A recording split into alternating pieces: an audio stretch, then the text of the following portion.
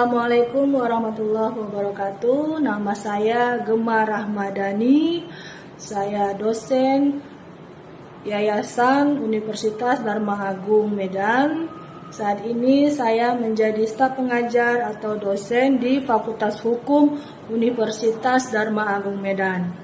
Adapun mata kuliah yang saya ampuh mulai saya pertama kali mengajar sampai saat ini yaitu mata kuliah pengantar ilmu hukum, mata kuliah pengantar hukum Indonesia, mata kuliah hukum kepailitan dan penundaan, mata kuliah hukum perdata internasional, serta mata kuliah bahasa hukum. Saya mengajar semenjak tahun 2021 dan saat ini masih tetap menjadi dosen di Fakultas Hukum Universitas Dharma Agung. Sekian dari saya. Assalamualaikum warahmatullahi wabarakatuh.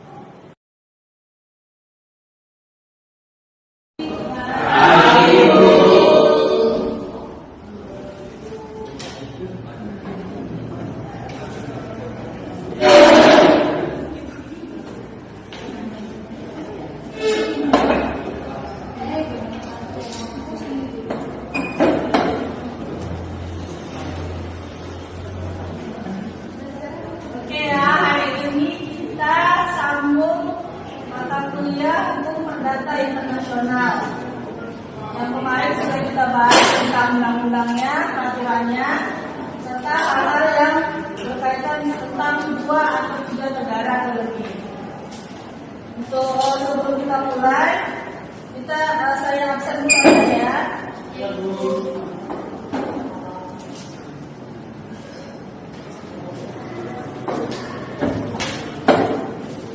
Mari kita berdoa dulu sebelum kita mulai sesuai dengan kepercayaan masing-masing. Doa dimulai.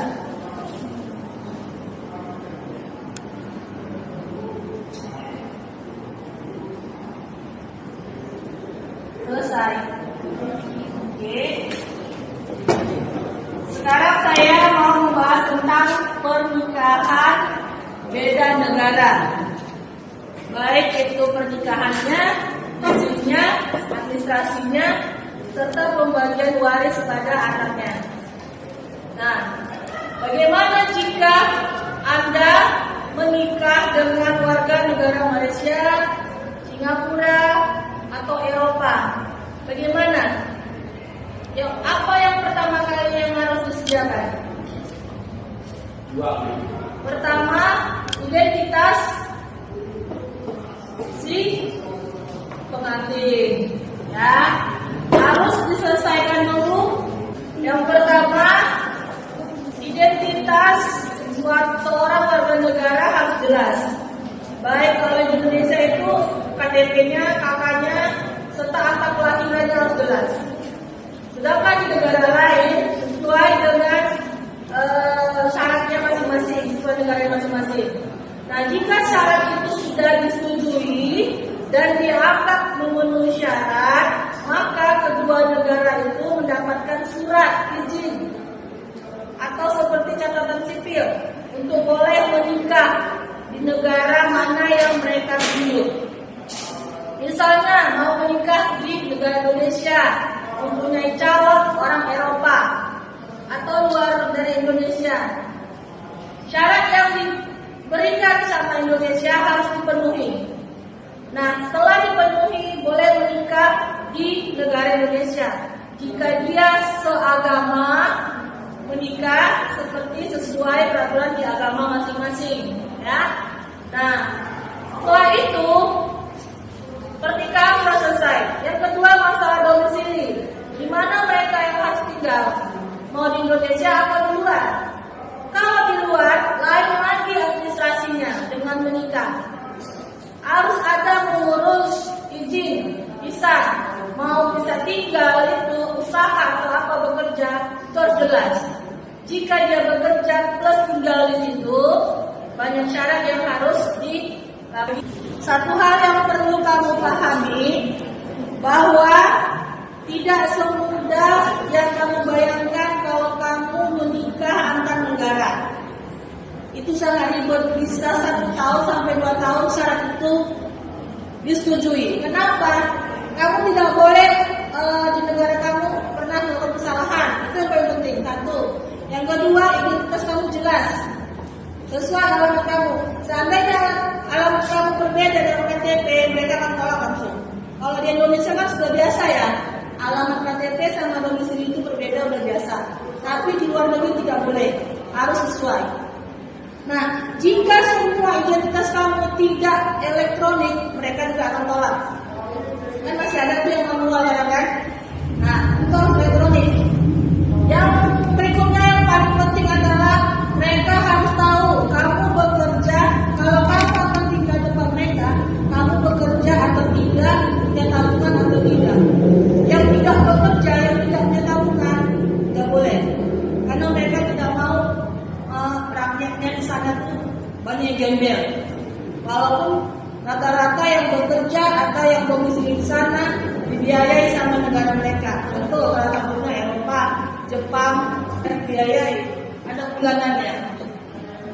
Tapi mereka tidak mau memasukkan atau menyetujui kualifikasi orang-orang yang memasuki negara mereka itu yang tidak jelas identitasnya. Nah, untuk berikutnya, kalau kamu ingin tinggal dan tidak mempunyai rumah, mereka pun bisa memfasilitasinya jika sudah disetujui. Contohnya Jepang, itu ada suatu perkampungan atau desa itu yang menyediakan rumah untuk siapapun seorang pendatang yang ingin tinggal di desa tersebut atau di kota tersebut. Bahkan dicarikan kalau kamu nggak cocok di situ, dicarikan di tempat lain. Bahkan dibiayai lagi anak istri kamu. Nah, jadi kalau ada yang menawarkan kamu tinggal di sini enak, tinggal di sini enak, itu tidak seenak yang kamu bayangkan. Banyak prosedur administrasi yang sulit dan ribet yang harus dibuat dan belum tentu disetujui oleh negara kita sebagai mengeluarkan negara yang mengeluarkan surat untuk kamu berangkat ke negara orang lain. Tetapi jika kamu sudah lebih dari 10 tahun tinggal di negara tersebut, kamu ditawarkan untuk menjadi warga negara mereka. Karena di 10 tahun itu mereka lihat catatan kriminal kamu tidak ada, kamu orangnya bekerja dengan tekun, dan kamu tidak mempunyai masalah dengan tetangga atau dengan siapapun. Nah, dan tidak sampai itu juga. Kita masuk ke cerita jika sudah menikah dan tinggal di negara tersebut, mempunyai anak. Bagaimana status anaknya? Status anaknya di bawah umur 15 sampai 17 tahun itu akan memilih di warga negara ayahnya. Ingat ya, ayahnya. Kalau kita tinggal di Indonesia, dia akan diberikan warga negara Indonesia dulu. Memang kedua-dua dia bisa, ibunya atau ayahnya. Tapi jika orang tuanya berpisah, itu akan diberikan pun untuk yang di luar dari Indonesia, itu akan diberikan kepada ayahnya. Jika yang di Indonesia, dia akan ditanya apakah ibunya mau. Kalau ibunya tidak mau, diberikan ke ayahnya. Kenapa? Indonesia mempertimbangkan seorang ibu kalau dititipkan anak tapi tidak bekerja bagaimana? Nah, kecuali kalau dia di bawah umur 12 tahun itu jelas kerja atau tidak bekerja dikasih kepada ibunya. Dalam agama juga seperti itu. Tapi tidak halnya dengan negara lain. Itu tetap diberikan kepada ayahnya. Nah, kalau mereka bercerai di atas 17 tahun, anaknya akan disuruh pilih, kamu ikut ayahnya atau ibunya. Itu diberikanlah kewenangan kepada anak. Jika dia ingin mengikuti ibunya, balik lagi kita ke administrasi untuk memindahkan warga negara dia, walaupun dia menikah di negara lain. Nah, sampai sini ada yang mau bertanya kira-kira?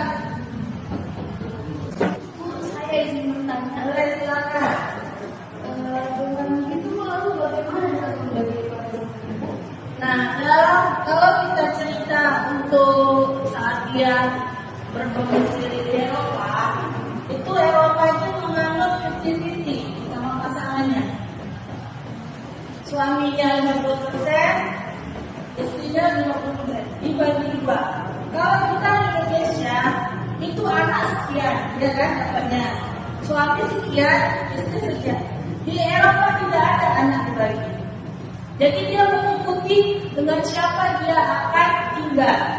Kalau dia tinggal dengan ayahnya, yaitu 50% dengan ayahnya. Kalau dia tinggal dengan ibunya, ya udah 50% itu dengan ibunya. Plus akan dibiayai sama ayahnya. Kalau di Indonesia kita banyak sekali kan perbedaannya. Pertama kita pakai hukum adat. Ada Batak sama Minang bertolak belakang.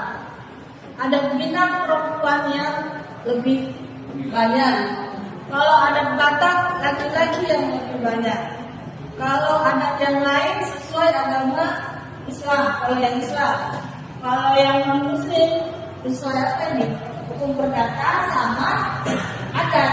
Nah, jadi balik ke kita. Jadi jangan kalian pikir peraturan Indonesia sama dengan di luar. Kalau si pasangan kalian orang luar tapi nikahnya di Indonesia, silakan pakai hukum adat, boleh. Karena kita domisili dan nikahnya di Indonesia, jadi peraturan undang-undang itu digunakan di mana kita tinggal dan menetap. Nah itu ya, sama kayak kita. Karena kita domisili dan nikahnya di Indonesia, jadi peraturan undang-undang itu digunakan di mana kita tinggal dan menetap. Nah itu ya, sama kayak kita mau perjanjian. Di mana perjanjian itu, peraturan itulah yang akan dibuat kita utamakan. Jika di negara yang kurang adil peraturannya, boleh memilih negara berikutnya yang menurut kita menguntungkan mereka. Begitu juga menikah. Tapi bedanya perjanjian sama menikah, perjanjian boleh memilih utamakan menguntungkan. Tapi kalau untuk menikah, di mana dia tinggal dan menikah, disitulah peraturan yang menetapkan. Jadi kalau kamu melihat nanti seandainya di Indonesia sudah menguntungkan kamu, baik dari segi nafkah batin, yaitu harga ekonomi, itu lebih bagus kamu memilih negara Eropa. Karena di negara Eropa semua dijamin, anak istri rumah semua dijamin. Bahkan kalau bisa anaknya itu biaya nggak boleh miskin, dilarang miskin negaranya atau warga negaranya. Itu enaknya tinggal di Eropa sama di Jepang. Bahkan rumah jangan sama presidennya. Tinggal pilih mau gimana. Udah dikasih rumah, dikasih bulanan dari. Tapi tadi ada peraturan yang sangat ketat yang harus kita terima. Bekerja itu 12 sampai 16 jam. Bahkan misalnya banyak yang jarang nikah gara-gara bekerjanya di atas 12 jam. Kalau di Eropa tidak. Usia sampai 80 pun kalau dia bisa bekerja, silakan. Itu juga di Eropa. Karena di Eropa yang diperlukan skill sama tenaga. Bukan kalau di Indonesia usia harus sekian. Penampilan menari. Padahal maaf ya, cuma bagian lebih sekian, ya kan? Oke. Jadi sampai di sini saya bahan Tuhan ini seputar pernikahan, perceraian dan waris. Nanti untuk selanjutnya akan kita sambung di minggu berikutnya pada pertemuan ke-6 ya, sebelum kita melakukan UTS. Sampai sini ada lagi yang ditanyakan? Tidak ada ya, oke. Kalau begitu terima kasih, saya tutup dengan alhamdulillah. Semoga ilmu yang saya berikan bermanfaat buat Anda semuanya. Sampai ketemu di minggu depan ya. Ya.